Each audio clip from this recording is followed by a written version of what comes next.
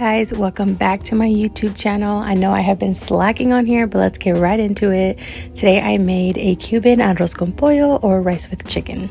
This meal is near and dear to my heart. My grandma and grandpa made this for me growing up all the time.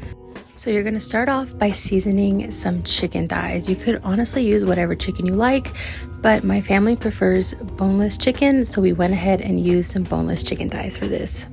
After searing them and giving them a little color, you're going to go ahead and add some finely diced onions, green peppers, and minced garlic. You're going to give that a mix, and after a few minutes, you're going to add some washed rice. Make sure that rice is washed.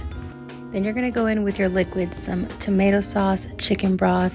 Go ahead and give that a nice good stir. And then this is the star of the show for the color, bijol. I found this on Amazon, but of course, if you do not want to buy this, you could just go ahead and use turmeric, and that honestly should be good enough.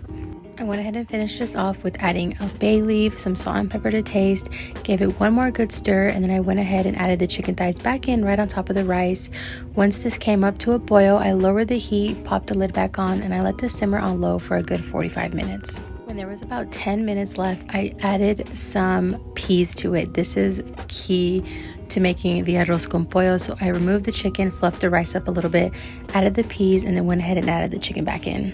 I let it cook for just a few more minutes to warm up the peas, and honestly, that's it. Here's the finished product. I plated it with the chicken on top. This is a delicious meal, one of my favorites to eat growing up. I hope you guys enjoyed this video, and let me know if you tried it in the comments.